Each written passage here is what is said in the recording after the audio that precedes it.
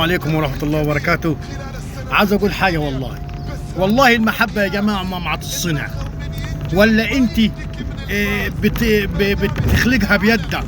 المحبة دي ربني ما يأتيها للناس ويحطها في قلوبهم ليك.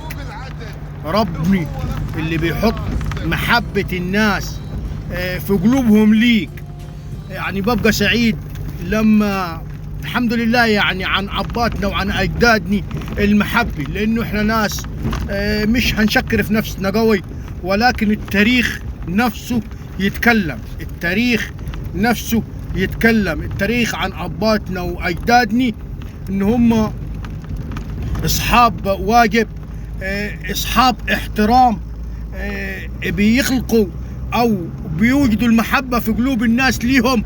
فإحنا ورثنا دي، فربنا يحبب فيني خلقه ويحببني في خلقه.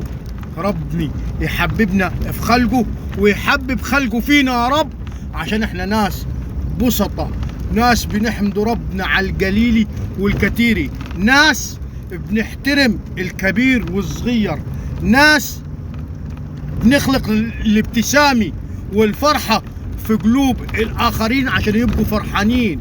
احنا مش عاوزين حاجة ولا عشان مصلحة، احنا كله دي عشان ربنا يبقى راضي عني. لما تمشي في الشارع ازيك يا عمدة بيومي، لما تمشي في الشارع الله يرحم لك ابوك، تمشي في الشارع الله يرحم لك اجدادك، الله يرحم لك ابوك ده كان من الناس الزيني، من الناس المحترمة. دي تفرحك، دي تبسطك، دي تخلي في قلبك الارتياح الشديد. فيا رب يبعد عنا كل حاقد وحاسد، ويبعد عني كل واحد نمام وفتان، ويا رب يبعد عنا الفتن.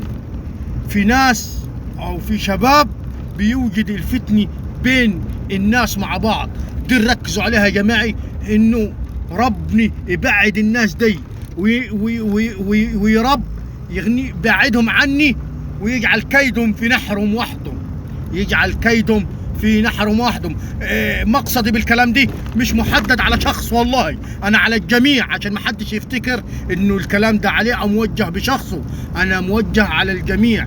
فيا رب اي واحد يريد الفتنة، خليك غالي تسلم يا رب، اي واحد عز الفتنة والنميمة اجعل كيده في نحره يا رب. ربنا يخليك تسلم يا غالي، الف شكر يا غالي تسلم. فيجعل كيده في نحره يا رب. بعد عنا الفتن وبعد عني ما ظهر.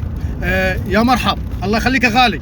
دي تسواها ايه؟ انه الناس في الشارع تقول لك ازيك يا ابو العمده، واللي يشاور لك واللي يسلم واللي يعني حاجات كتير، حاجات كتيره. انا مبسوط جدا جدا. يا مرحبا، الله يخليك يا غالي تسلم، الف شكر يا غالي تسلم يا غالي. ربنا يجعل في قلوبنا المحبه، ويجعل المحبه في قلوب الجميع يا رب. تحياتي ليكم، اخوكم وحبيبكم ونور قلبه ونور عيونه العمده بيومي. تحياتي للجميع، تحياتي للجميع. السلام عليكم. معلش يا غالي، معلش تسلم. السلام عليكم يا جماعه، السلام عليكم.